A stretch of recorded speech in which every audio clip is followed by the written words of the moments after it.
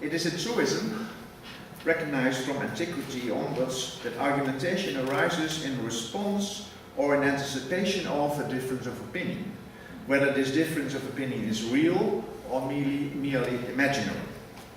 When people argue their case, they are defending an opinion or standpoint they assume not to be shared by the addressee or by some third party the addressee might associate with. Otherwise, the argumentation would be pointless. The need for argumentation, the requirements of justification, and the structure of argumentation are all adapted to a context in which doubts, opposition, objections, and counterclaims arise. When theorizing about argumentation, it is vital to realize that the standpoints at issue in a difference of opinion can pertain to any kind of subject, and that these standpoints can be descriptive as well as evaluative or practical.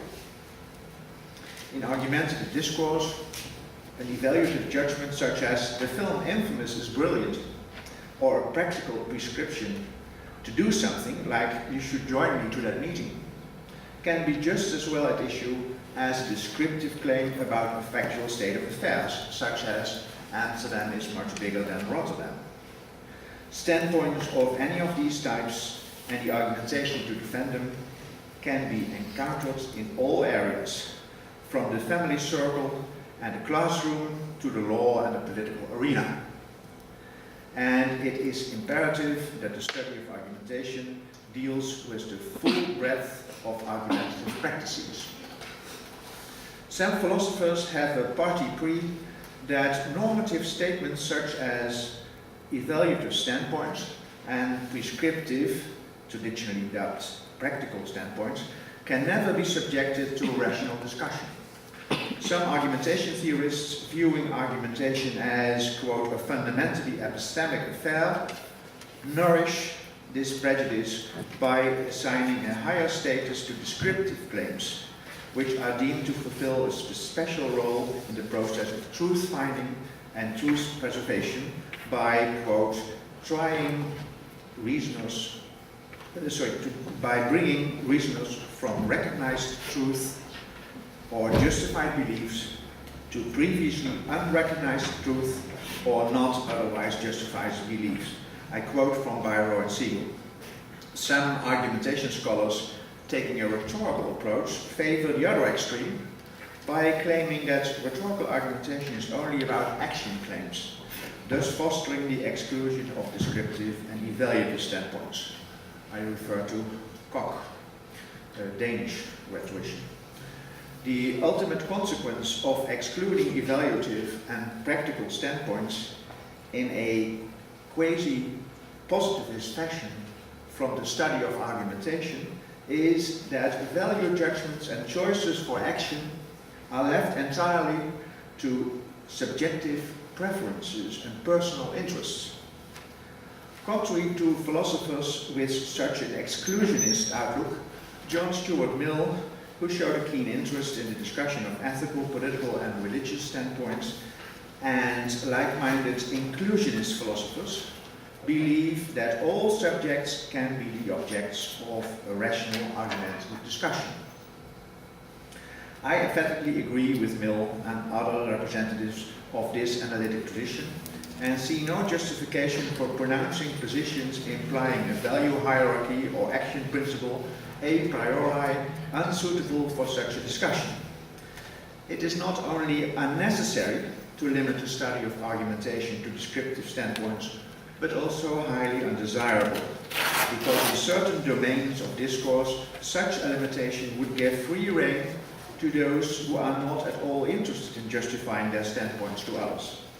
In politics, for instance, it would provide them with an alibi for abstaining from making out a case for their actions, and would offer them a chance to make their standpoints immune to criticism by proclaiming them beyond discussion. Because in every joint decision-making, not just in politics, but also in other domains of the public sphere, and even in the personal sphere, argumentative discussions play, or should play, a crucial part if we take this decision-making seriously. In all cases in which argumentation is used to defend a standpoint, a careful analysis and critical evaluation of the argumentative discourse is required, and a study of argumentation should provide the necessary conceptual tools. When it comes to the pivotal notion of argumentation, some striking differences can be observed between the meaning of the counterparts of the word argumentation in other European languages and the meaning the word has in English. Because these differences can have significant consequences for the way in which argumentation is conceptualized, it's important to take note of them. To start with, unlike its English counterpart, the Dutch word argumentatie, and I go for the Dutch word because that's my native language, but I could also have chosen a Danish or an Italian or Spanish word, is just like its equivalent in many other languages, a very common word, and a word that everyone knows and uses in the same unequivocal way.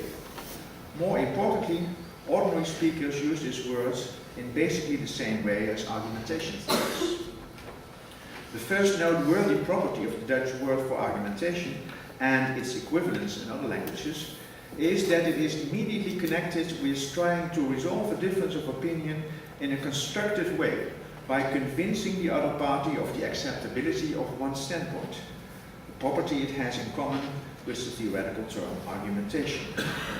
Unlike the word argumentation in English, the Dutch word for argumentation has nothing to do with quarreling or other negatively charged verbal activities, such as skirmishing, squabbling, bickering, wrangling, and haggling.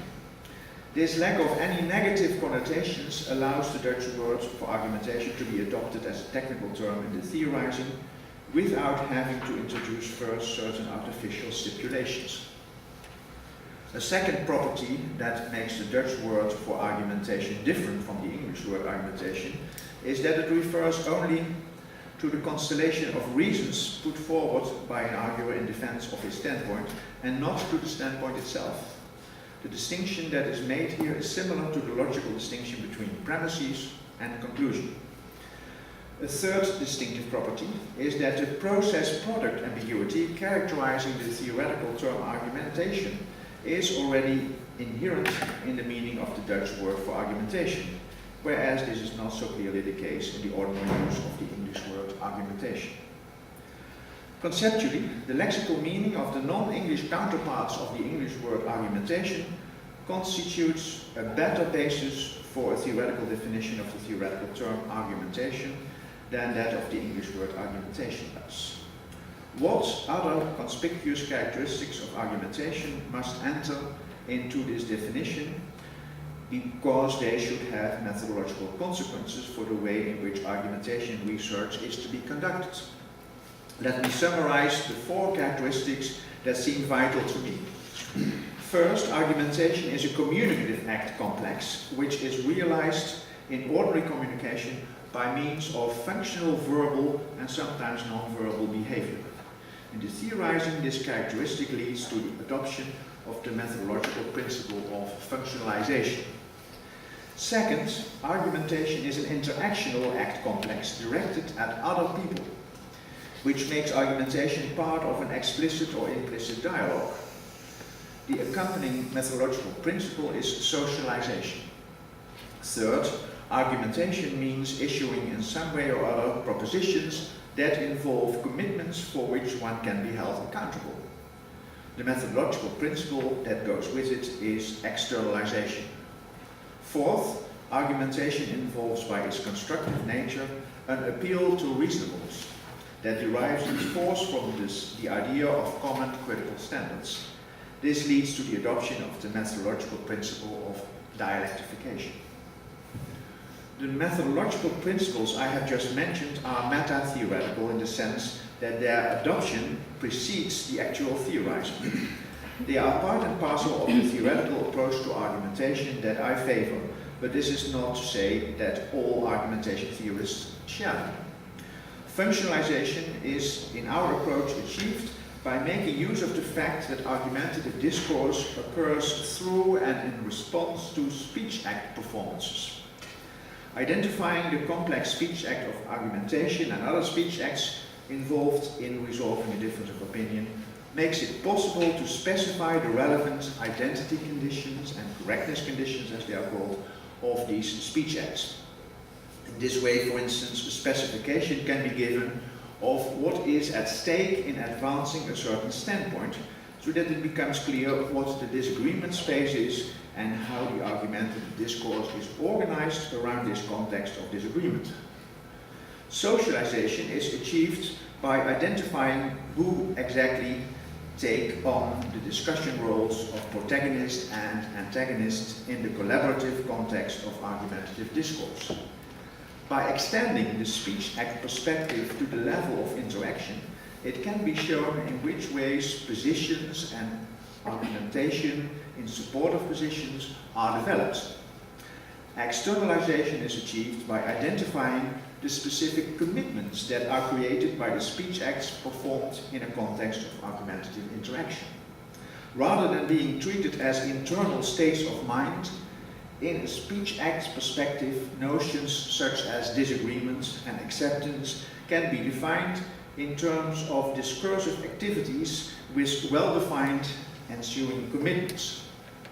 Acceptance, for instance, can be externalized as giving a preferred response to an arguable act that commits the respondent to not attacking the act anymore. Finally, dialectification is achieved by regimenting the exchange of speech acts aimed at resolving a difference of opinion in an ideal model of a critical discussion.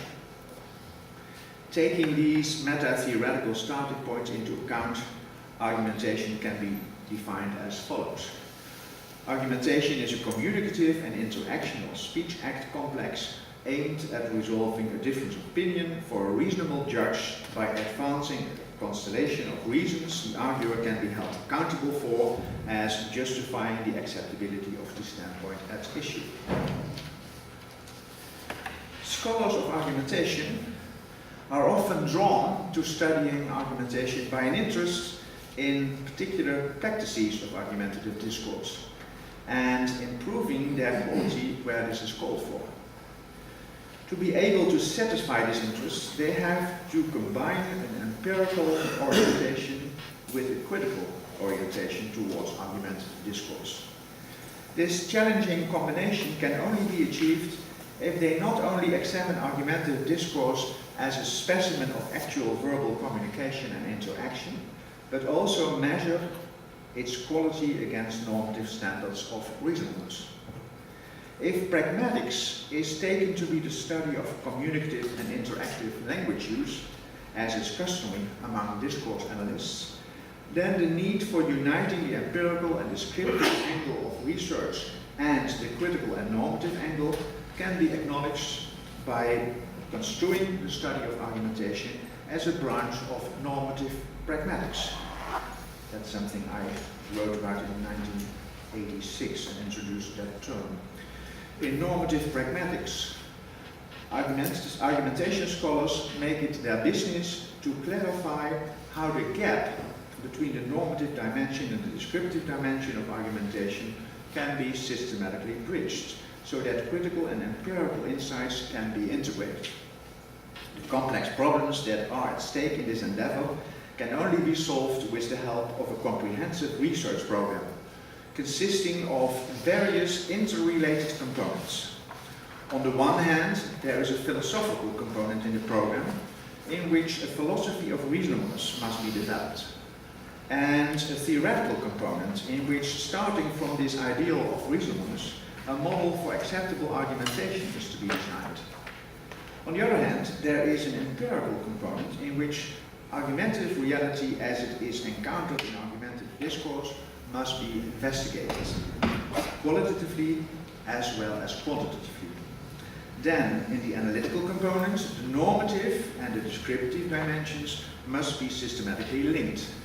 Finally, in the practical component, the problems must be identified that occur in particular argumentative practices, and methods must be developed to solve these problems.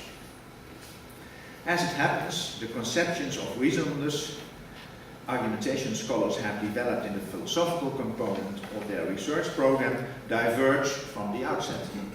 so that in the theoretical component different outlooks emerge on what is considered to be an acceptable argument. When developing our approach to argumentation, Rob Grotendorst and I were strongly influenced by Bart and Krabbe's formal dialectics and started from a conception of reasonableness that replaces so-called justificationism with a critical testing procedure. This critical and dialectical conception of reasonableness is associated with the Popperian critical rationalist philosophy of reasonableness, which claims that ultimately we cannot be certain of anything and takes as its guiding principle the idea of critically testing all claims that are made to acceptability. As Hans Albert, the critical, has emphasized, the critical rationalist conception of reasonableness is all-embracing. It pertains to any subject that can be the object of a regulated discussion and covers, as we would like to have it, the discussion of descriptive as well as evaluative and prescriptive standpoints. By implementing the critical rationalist view in the theoretical component of the research program, we pursued the development of a model of critical discussion that gives substance to the idea of resolving differences of opinion on the merits by means of dialectically regulated critical exchanges in which the acceptability of the standpoints at issue is put to the test. The outcome of the discussion between the protagonist and the antagonist depends on the critical questions asked by the antagonist and the adequacy of the protagonist's responses to these critical questions. The systematic interaction that takes place between the speech acts performed by the protagonist to defend the standpoints and those performed by the antagonist to respond critically is characteristic of the Pragma-Dialectical resolution procedure we have designed, which combines a dialectical view of argumentative reasonableness with a pragmatic view of the verbal moves made in argumentative discourse. The model of a critical discussion we developed provides an overview of the argumentative moves that are pertinent to a development of each of the discussion stages that furthers the process of resolving a difference of opinion on the merits in each particular stage. Analytically, in a critical discussion, 4 stages can be distinguished that have to be completed in a constructive way in order to be able to resolve the difference of opinion on the merits. First, there is the confrontation stage, in which the difference of opinion is externalized from the potential disagreement space. One cannot resolve a difference if there is no difference. Next, there is the opening stage, in which the protagonist and the antagonist of a standpoint at issue in the difference of opinion determine their zone of agreement, as far as common procedural and material starting points, so-called concessions, are concerned. One cannot resolve a difference of opinion if there is nothing to go on. In the argumentation stage, both parties try to establish whether, given the point of departure acknowledged by the parties, the protagonist's standpoint is tenable in the light of the antagonist's critical responses. One cannot resolve a difference if one does not make an effort to resolve it. Finally, in the concluding stage, the result of the critical discussion is established. The Pragma-Dialectical model of a critical discussion is a theoretically motivated system for resolution-oriented discourse. In a critical discussion, the parties attempt to reach agreement about the acceptability of the standpoints at issue by finding out whether or not these standpoints are defensible against doubts or criticism. To be able to achieve this purpose, the dialectical procedure for conducting a critical discussion cannot deal only with inference relationships between premises and conclusions, but should cover all speech acts that play a part in examining the acceptability of standpoints. In Pragma-Dialectics, the concept of critical discussion is therefore given shape in a model that specifies all the types of speech acts instrumental in any of the stages the resolution process has to pass. Because in actual argumentative discourse, speech acts are often performed implicitly or indirectly, in practice, a great variety of speech acts may fulfill a restrictive role in the resolution process. Now let's turn to a more specific topic that I would like to deal with today. The acid test for any normative theory of argumentation is to what extent the theory enables us to deal with the fallacies. As we all know, in the study of argumentation, the fallacies have been an important object of study from antiquity onwards. Aristotle examined them extensively, both in his dialectical and in his rhetorical studies. In the topics, his treatise on dialectic, Aristotle placed the fallacies in the context of a debate between the attacker and the defender of the thesis, in which the attacker attacks and the defender defends the thesis. The attacker can win the debate first of all by refuting the defender's thesis. Aristotle discusses correct moves the attacker can make to refute the defender's thesis, as well as incorrect moves that he considers fallacious. In general, in Aristotle's dialectical perspective, fallacies are false moves employed in the attacker's efforts to refute the defender's thesis. In sophistical refutations, Aristotle deals with the false ways of refuting the thesis that he ascribes to the popular debate experts known as the sophists, hence the epithet sophism. In his rhetoric, Aristotle discusses from a rhetorical perspective some fallacies, some fallacious refutations, that are only apparent refutations. The fallacies have remained a popular subject of study ever since, which led in the course of time to the discovery of a number of so-called new fallacies. These newly discovered fallacies were just added to the Aristotelian list of dialectical fallacies, in spite of the fact that, largely due to the huge influence of Bishop Whately, a much broader logical perspective had gradually replaced the dialectical perspective. The Latin names that were given to many of these fallacies may suggest that they all stem from the classical tradition, but this is not the case. Without calling it fallacious, John Locke, for instance, drew attention to the argumentum ad hominem, but not saying that that is a fallacy, but a form of reasoning that can also be fallacious. In 1970, Charles Hamblin, Australian, caused a revolution in the study of fallacies through his monograph Fallacies, in which he reported how he was struck by the observed similarities in the treatments of the fallacies in the leading logical textbooks of the time.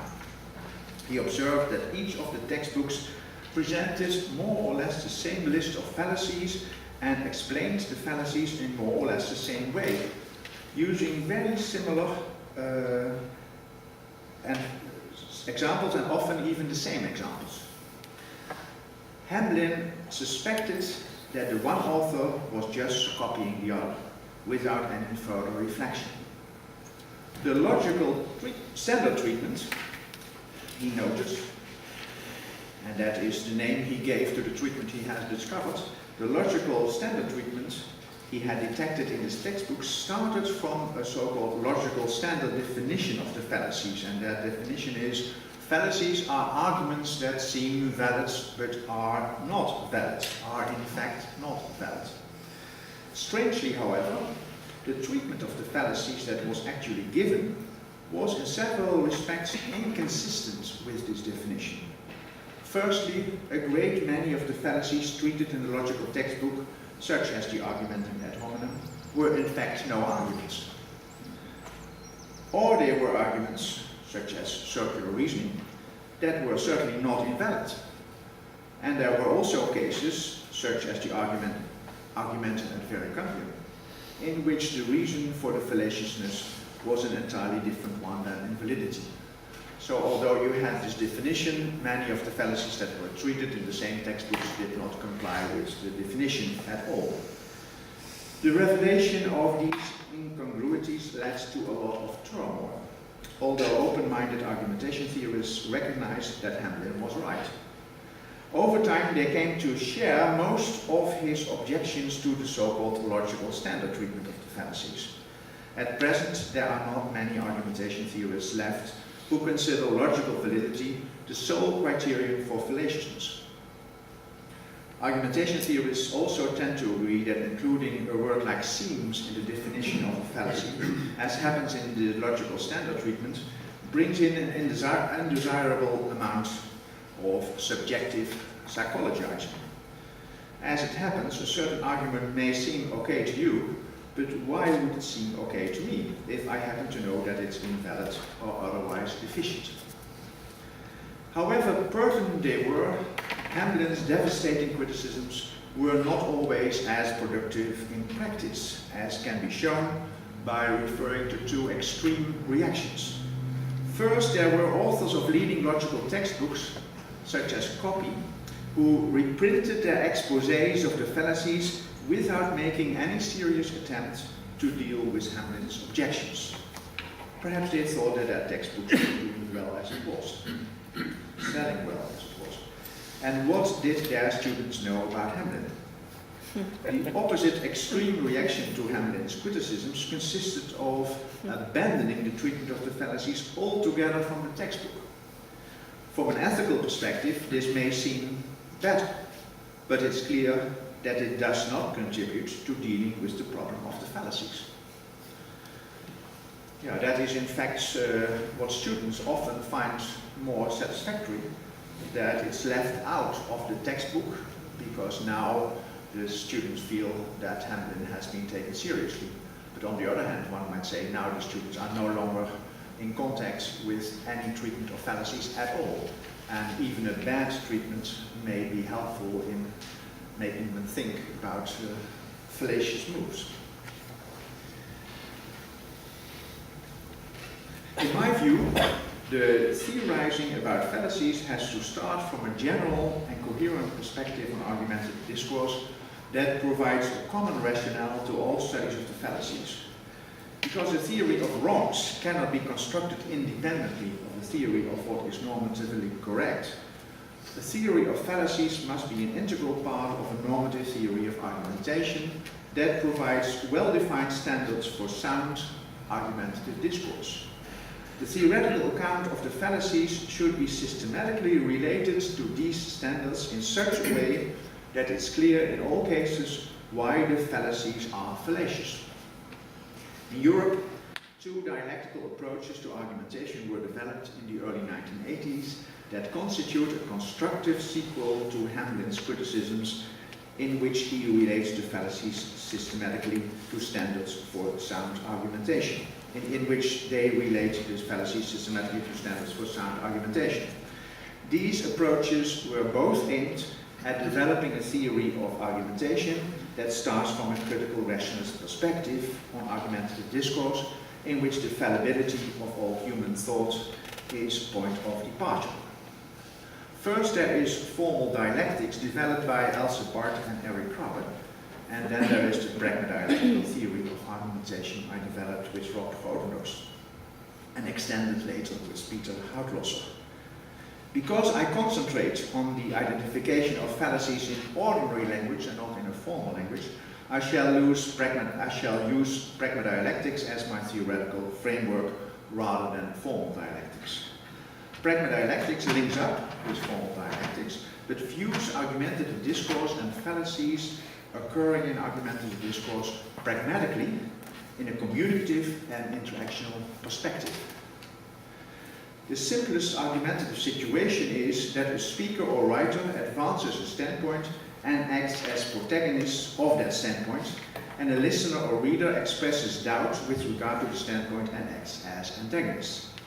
In the discussion that develops, the two parties try to find out whether the protagonist's standpoints can withstand the antagonist's criticism. In this exchange, an interaction takes place between the speech act performed by the protagonist and the speech act performed by the antagonist that is typical of what we call a critical discussion. This interaction can of course lead to the resolution of the difference of opinion only if it proceeds in an adequate fashion, which requires a regulation of the interaction through rules for critical discussion, specifying in which cases the performance of certain speech acts contributes to the resolution of the difference on the merits. It's the task of dialectical argumentation theorists to formulate these rules in such a way that together they constitute a discussion procedure that is what we call problem valid as well as conventionally valid.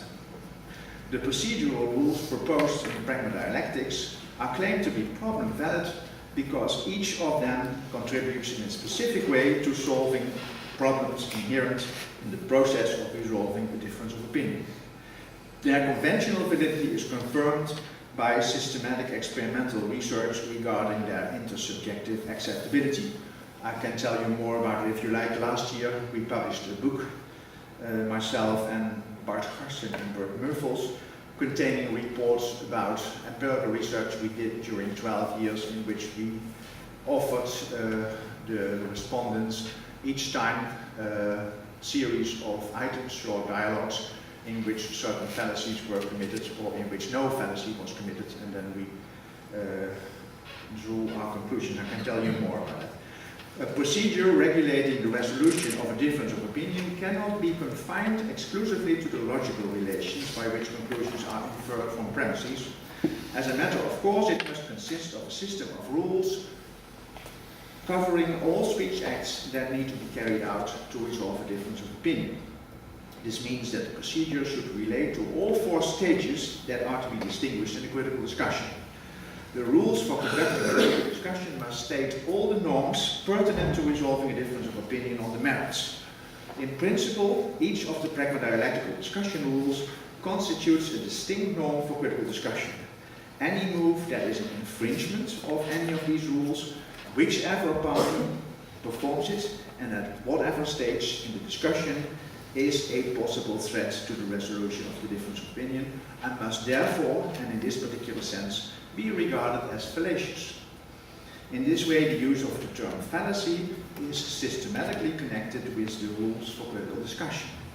In the Pragma-Dialectical approach, a fallacy is thus a hindrance or impediment to resolving a difference of opinion on the merits. The specific nature of particular fallacies depends on the way in which it interferes with the resolution process. And you can see this all on your handout. The Pragma-Dialectical approach differentiates a functional variety of norms for judging fallaciousness. Rather than considering the fallacies as belonging to an unstructured list of nominal categories inherited from the past, as is the case in the logical standard treatment, or considering all fallacies to be violations of the validity norms, as is the case in the logic-centered approaches, such as those by Wicks and Walton, different combinations of norms may be pertinent. A comparison shows that fallacies which were traditionally only nominally lumped together are now either shown to have something in common or clearly distinguished, whereas genuinely related fallacies that were separated are now brought together. There are, for instance, two different kinds of argumentum ad populum. The fallacy of regarding something acceptable because it's considered acceptable by a great many people. The one variant is a violation of the so-called relevance rule, that a party may defend a standpoint only by advancing argumentation related to that standpoint. The other variant is a variation of a violation of the argument scheme rule, that the standpoint may not be regarded defended conclusively if the defense does not take place by means of an appropriate argument scheme that is used correctly. Among the fallacies that were separated and are brought together are a variant of the ad verecundium, using an inappropriate symptomatic argument scheme by presenting the standpoint as right because an authority says it's right, and a variant of ad populum, using an inappropriate symptomatic argument scheme by presenting the standpoint as right because everybody thinks it's right. When they are analyzed as violations of the same argument scheme rule, it becomes clear that, seen from the perspective of resolving a difference of opinion, these variants are basically of the same kind. In addition, the Pragma-Dialectical approach also enables the analysis of thus far unrecognized and unnamed, what you could call new fallacies, new obstacles to resolving a difference of opinion on the merits. Examples are declaring a standpoint sacrosanct, the violation of the freedom rule, that parties must not prevent each other from putting forward standpoints or casting doubt on standpoints. Evading the burden of proof and shifting the burden of proof, both violations of the burden of proof rule, that the party who puts forward a standpoint is obliged to defend that standpoint if asked to, and denying an unexpressed premise, a violation of the unexpressed premise rule, that a party may not falsely present something as a premise that has been left unexpressed, or denying a premise that has been left implicit, and making an absolute of the success of the defense. That is a violation of the closure rule. A failed defense must only result in the protagonist retracting the standpoint, and a successful defense only in the antagonist retracting his doubt. Now, although I can safely claim that Hamlin's criticisms no longer apply to the Pragma-Dialectical theory of fallacies I have just sketched, in my view this theory is still not entirely satisfactory. The main reason is that it ignores the intriguing problem of the persuasiveness that fallacies may have, which is in fact why they deserve our attention. To be sure, Daniel O'Keefe's meta-analyses of experimental persuasion studies seem to suggest that, generally speaking, sound argumentation is more persuasive than fallacious argumentation, and the results of our own empirical research point into the same direction. Nevertheless, the inconspicuous persuasiveness of the fallacies is such a thorny issue that we cannot content ourselves with these indications, but should give the issue our undivided attention. In the logical standard definition of fallacies as arguments that seem valid but are in fact not valid, the persuasiveness of the fallacies was hinted at by the use of the word seem. But since Hamlin issued the verdict that including this qualification brings in an undesirable element of subjectivity, the treacherous character of the fallacies, the Latin word fallax means deceptive or deceitful, has been ignored and the search for its explanation abandoned. This means that fallacy theorists are no longer concerned with the question of how fallacies work. That is, why they can be successful and why they can go so often unnoticed. I think that the Pragma-Dialectical theory of argumentation can remedy this neglect, but that because of the nature of the problem, it can only do so if first enriched by insights from rhetoric. At this juncture, it is worth emphasizing that combining rhetorical insight with dialectical insight is not as unproblematic as one might think. In spite of their initial connection in antiquity, when Aristotle described rhetoric as the mirror image, antistrophos, or counterpart of dialectic, since the scientific revolution in the 17th century, starting in fact already with Ramus, there has been a sharp ideological division between dialectic and rhetoric. This division has resulted in the existence of two separate and mutually exclusive and mutually isolated paradigms, confirming two different perspectives on argumentation, which are generally considered incompatible. Rhetoric became the field for scholars of communication, literature, and language in the humanities and social sciences, while dialectic became the province of logicians and scientists, but almost disappeared from sight after the formalization of logic in the late 19th and early 20th century. Although the dialectical approach to argumentation has been taken up again in the second half of the 20th century by Hamlin and his followers, there was for a long time, and to a large extent there still is, a yawning conceptual and communicative gap between argumentation theorists opting for a dialectical perspective and argumentation theorists with a rhetorical perspective. In the last 2 decades, however, serious efforts have been made to overcome the sharp and infertile division between dialectic and rhetoric.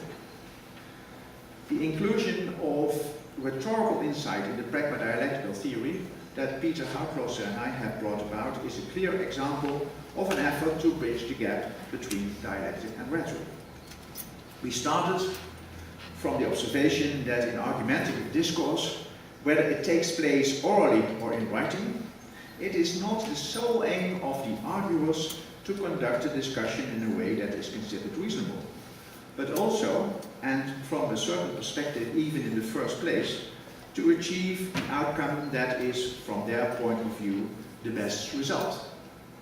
The arguers' rhetorical attempts to make things go their way are, as it were, incorporated in their dialectical efforts to resolve the difference of opinion in accordance with proper standards for a critical discussion. This means in practice that at every stage of the resolution process, the parties may be presumed to be at the same time out for the optimal rhetorical result at that point in the discussion and to hold to the dialectical objective of the discussion stage concerned. In their efforts to reconcile the simultaneous pursuit of these two aims, which may at times be at odds, the arguers make use of what we have termed strategic maneuvering. This strategic maneuvering is directed at diminishing the potential tension between jointly pursuing the dialectical aim of reasonableness and the rhetorical aim of effectiveness. Strategic maneuvering manifests itself in the moves that are made in argumentative discourse in three aspects, which can be distinguished only analytically: topical choice, audience adaptation, and presentational design. Topical choice refers to the specific selection that is made in each of the moves from the topical potential, the set of dialectical options available at the discussion stage concerned. Audience adaptation involves framing one's moves in the perspective that agrees with the audience, and presentational design concerns the selection that the speaker or writer makes from the existing repertoire of presentational devices. In their strategic maneuvering aimed at steering the argumentative discourse their way without violating any critical standards in the process, both parties may be considered to be out to make the most convenient topical selection, to appeal in the strongest way to their audience, and to adopt the most effective presentation. A clearer understanding of strategic maneuvering in argumentative discourse can be gained by examining how the rhetorical opportunities available in a dialectical situation are exploited in argumentative practice. Each of the four stages in the process of resolving a difference of opinion is characterized by having a specific dialectical objective. Because, as a matter of course, the parties want to realize these objectives to the best advantage of the position they have adopted, every dialectical objective has its rhetorical analog. In each discussion stage, the rhetorical goals of the participants will be dependent on and therefore run parallel with their dialectical goals, because in each stage they are out to achieve the dialectical results that serve their rhetorical purposes best. As a consequence, the specifications of the rhetorical aims that may be attributed to the participants in the discourse must take place according to dialectical stage.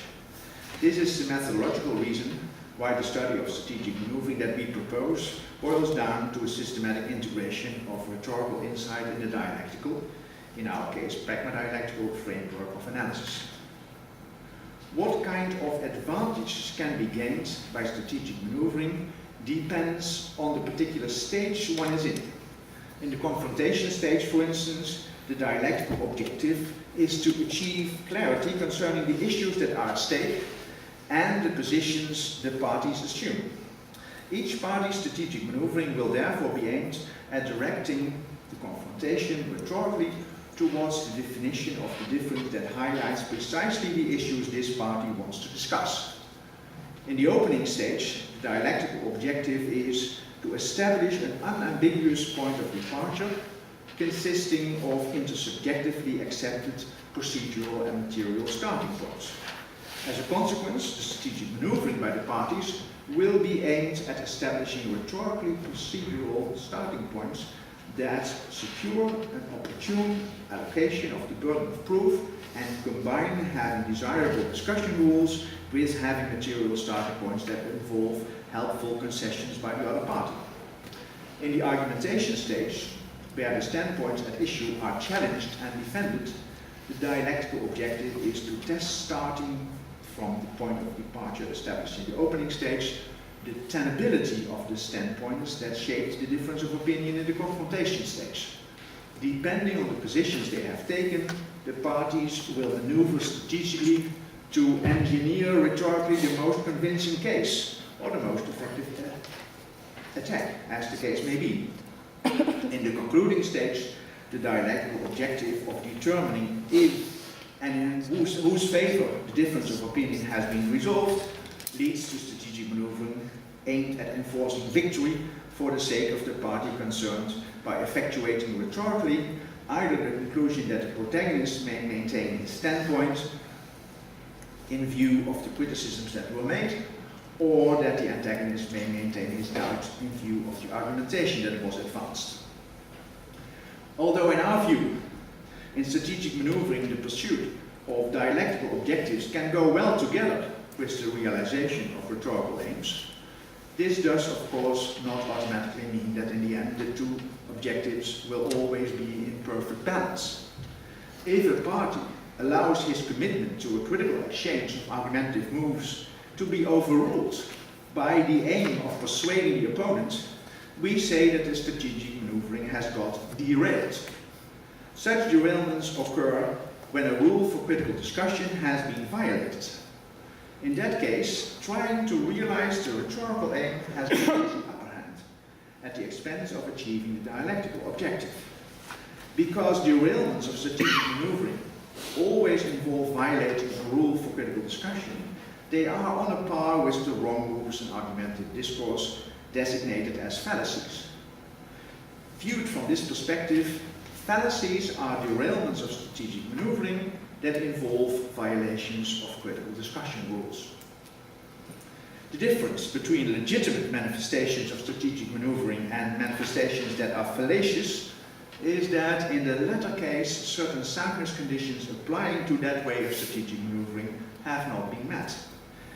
Each mode of strategic maneuvering has, as it were, its own continuum of sound and fallacious acting.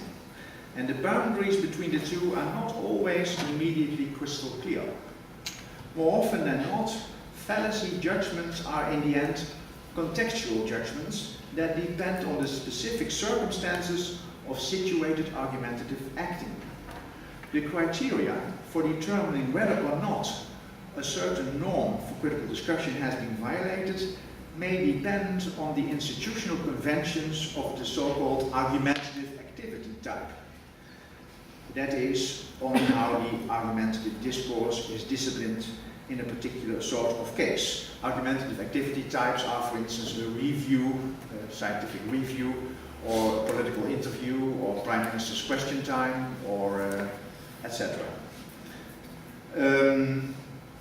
Referring to precedent, for instance, can be perfectly legitimate as an appeal to authority in a law case, but not so easily in a scientific discussion. This does not automatically mean, of course, that there are no clear criteria for determining whether the strategic maneuvering has gone astray, but only that the specific shape these criteria take may vary to some extent from the one argumentative activity type to the other.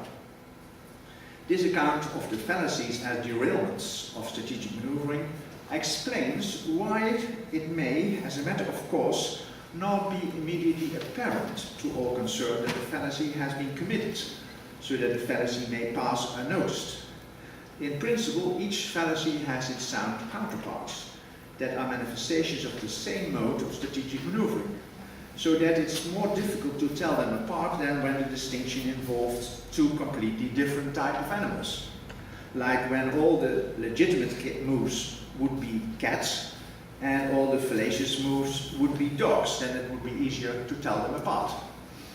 It's fully in line with what Sally Jackson calls the assumption of reasonableness, that a party that maneuvers strategically will normally uphold the commitment to the rules of critical discussion, so that a presumption of reasonableness is conferred on every discussion move. And this assumption is also operative when the strategic maneuvering that is used is in fact fallacious. Deviations from the rules for critical discussion may be hard to detect because none of the parties will be very keen on portraying themselves as unreasonable.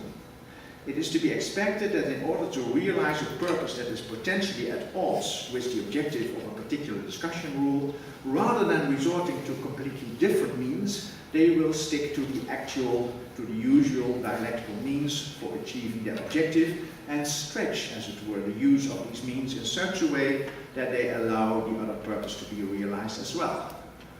Echoing the logical standard definition of a fallacy, we can then say that the strategic maneuvering involved seems to comply with the critical discussion rules, but in fact it does not. Now, the fallacies have now been characterized as violations of rules of critical discussion that manifest themselves in derailments of strategic maneuvering, which might easily escape our attention because the derailments concerned may be very similar to familiar instances of sound strategic maneuvering. All the same, it is of course necessary to make the distinction, to mark the importance of the distinction between non-fallacious and fallacious strategic maneuvering most clearly. I do not use the same labels indiscriminately for the fallacious as well as the non-fallacious moves, as Walton and some others do, but reserve the traditional, often Latinized names of the fallacies, such as argumentum ad hominem, for the incorrect and fallacious cases only. So it's personal attack, but the personal attack may be an argumentum ad hominem, and then it's fallacious. Strategic maneuvering only derails into fallaciousness if it goes against the norms for having a reasonable exchange embodied in the rules for critical discussion. This means in practice that the argumentative moves concerned are not in agreement with the relevant criteria for complying with the particular dialectical norm. As we already observed, these criteria are determined by the soundness conditions the argumentative moves have to fulfill to remain within the bounds of dialectical reasonableness in the argumentative context in which they are made, and they may vary to some extent according to the argumentative activity type in which they occur. As a case in point, I will end by, and while avoiding the use of technical language as much as possible, I shall briefly discuss the demarcation of non-fallacious and fallacious moves in a particular mode of strategic maneuvering taking place in the rather open argumentative activity type of an informal conversation. The mode of maneuvering I have chosen is defending a standpoint by advancing an argument from authority. The argument scheme used in an argument from authority is a subtype of the argumentation known as symptomatic argumentation, also called sign argumentation. In the argument scheme, argumentation of this type is based on the acceptability of the premise is presented as a sign that the conclusion is acceptable through the establishment of a relationship of concomitance between the property mentioned in the premise and the property mentioned in the conclusion. Such a fixed symptomatic association is, for instance, suggested in argumentation such as Paul must be a cheese lover because he is Dutch, where it is stipulated that loving cheese goes always together with being Dutch. In the case of an argument from authority, the transition of acceptance is guaranteed by referring in the premise to an external source that has the knowledge or expertise required for drawing the conclusion, so that having expertise is presented as a sign that the expert's assertions are acceptable. The competence for learning a language is innate. Chomsky says so. Like using other arguments from sign, using arguments from authority is potentially a sound way of strategic maneuvering. In a great many cases, we are fully justified in supporting our claims by referring to the authority that is supposed to know. In argumentative practice, this is in fact often the only sensible thing we can do. If we have good reasons to think that the source we are referring to is indeed a good source to rely on in the case concerned, and was to be taken seriously when he made the observation referred to, an appeal to authority can be unproblematic and may even be conclusive. In argumentative practice, however, strategic maneuvering by means of argument from authority can also derail. An appeal to authority may not be justified in a particular case because one of the critical questions that need to be asked to check if the criteria for assessing arguments from authority in the activity type concerned have been fulfilled cannot be answered satisfactorily, so that the argument violates the argument scheme rule and must be considered an argumentum ad verecundiam. In different argumentative activity types, different criteria may apply for complying with the standards norm incorporated in the argument from authority variant of the argument scheme rule. In the informal activity type of a conversational exchange we took as our context for illustration, it is in principle up to the participants to decide what the conditions are for sound strategic maneuvering by arguments from authority. For our purpose of illustration, we distinguish between three subtypes of a conversational exchange, each characterized by its own set of institutionalized conventions. The first subtype, 1a, the parties in the exchange have agreed beforehand that an appeal to authority is legitimate. And 1b, the agreement allows an appeal to a specific kind of authority. If in an argumentative practice of the first subtype the conditions 1a and 1b are met, no argumentative referendum has been committed when an argument from authority is used, and using the argument from authority may be regarded as sound strategic maneuvering. In the second subtype, 2b, the parties in the discussion have agreed in the second instance that an appeal to authority is legitimate.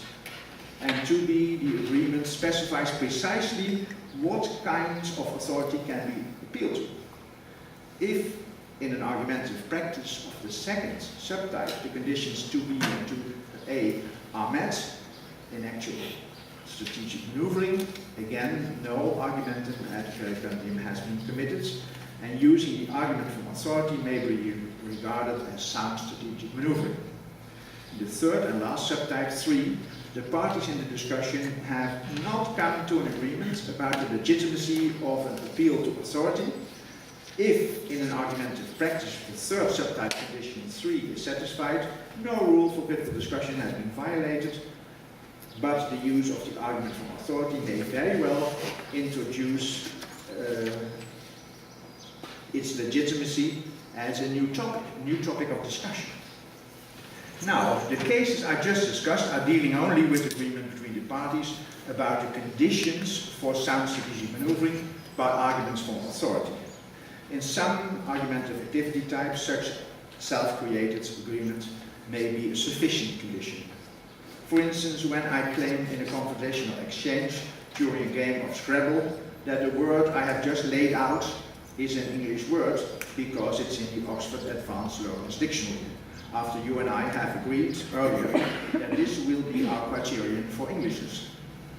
In other argumentative activity types, however, the relevant agreements will be predetermined institutionally, and other conditions may have to be satisfied as well. In a scientific discussion, for instance, the scientific community, the forum, determines what sources count as authoritative and what further conditions apply to making an appeal to such a source.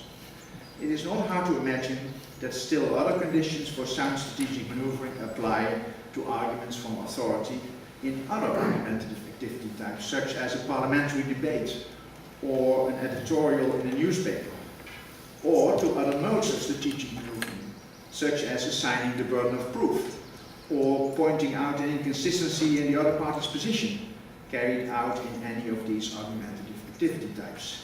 So that in different argumentative contexts, different criteria may apply for complying with the rules for critical discussion. This brings argumentation theory back to the context of situated argumentative discourse, and this is exactly the context in which both Toulmin and Piroman and Albrecht-Tiedeker wanted argumentation to be studied. Thank you very much.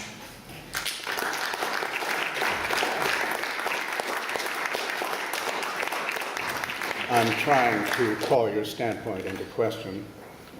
I don't need that. I think what troubles me with the World Cup coming up, and I know the anxieties that people in Europe have over it, one of the biggest issues is who the referees are going to be. And as far as your standpoint is concerned, I see one talking head with a standpoint, another talking head who has a response to the standpoint, but no referees. Who are supposed to apply and invoke these rules? I have a point behind my question. I think I have a standpoint, but I'd like to hear your response to that. Let me try to answer this.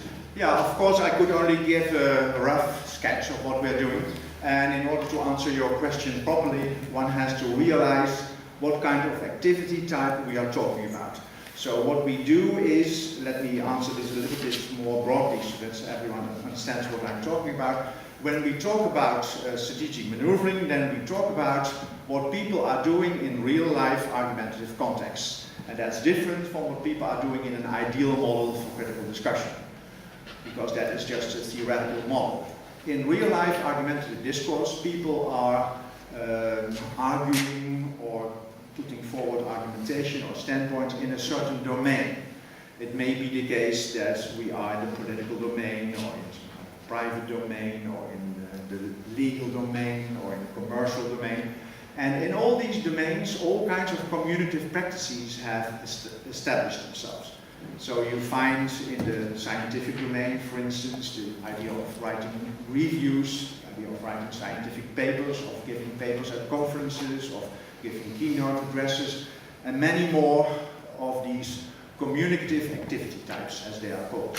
And these activity types need to be studied by specialists because it often requires, not always, because sometimes activity types are familiar to all of us, but even then it's worthwhile studying them and to see what kind of conventions pertain to a certain kind of activity type and for what reason.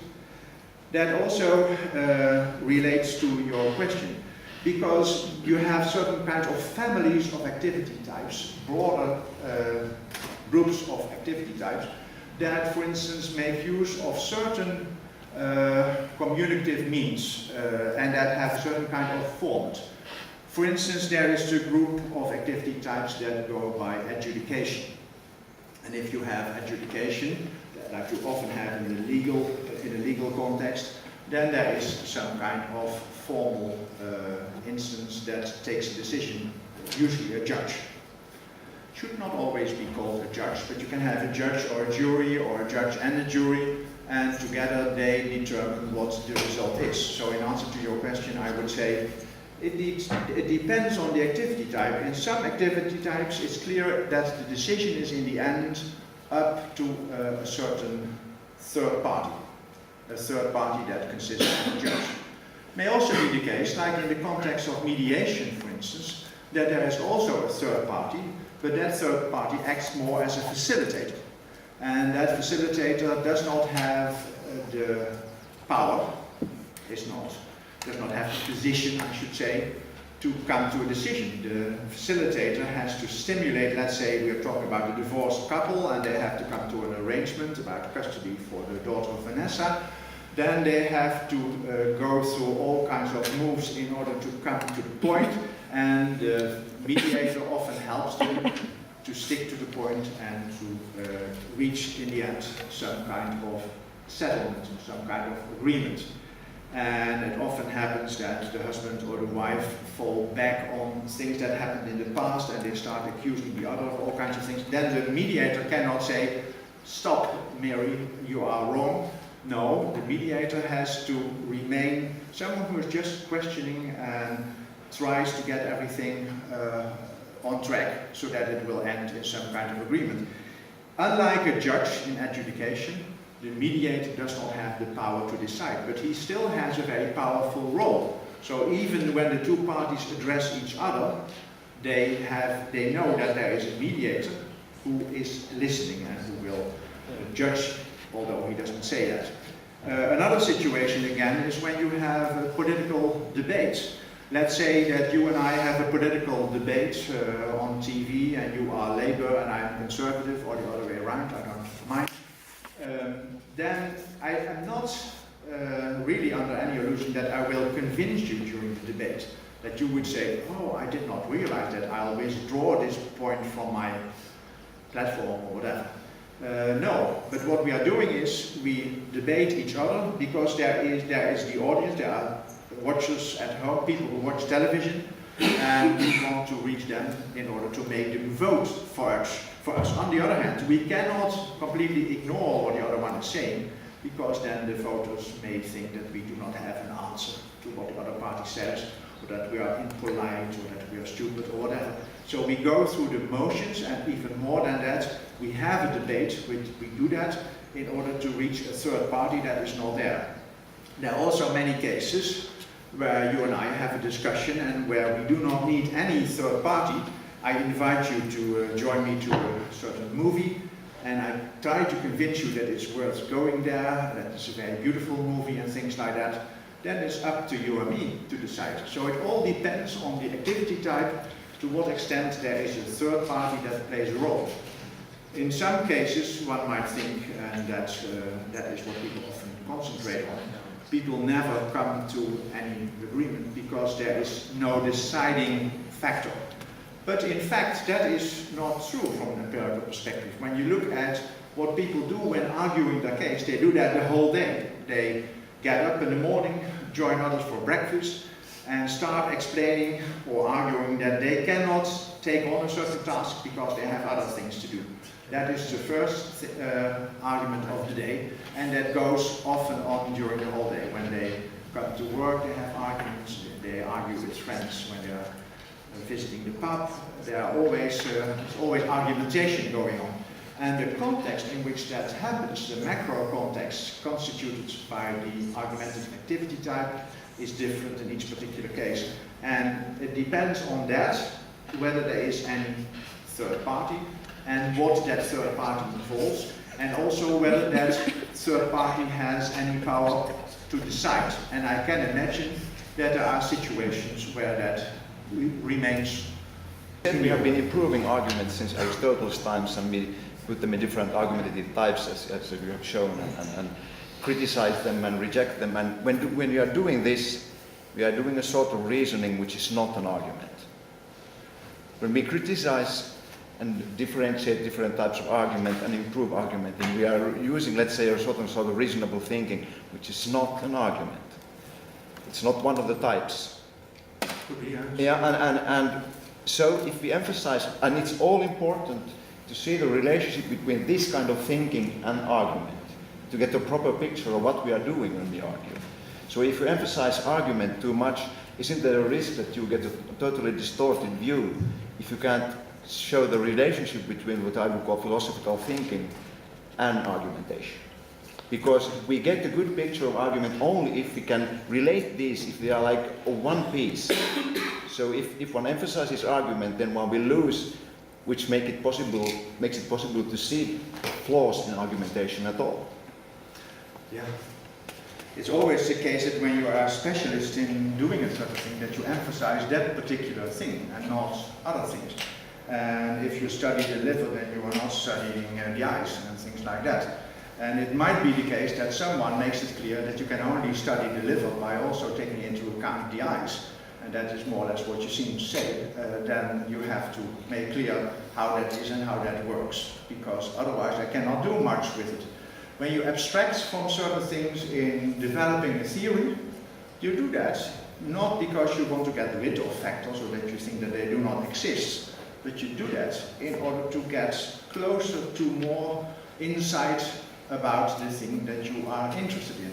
And as soon as someone can say, yeah, but now you have neglected something that makes your conclusions invalid, then something has gone wrong. It may also be the case that someone cannot say that, but that nevertheless he says, yeah, but if you only do that, then you neglect something else. And then I would say, yeah, is that important? We have to talk about it and see how important it is and why it is important.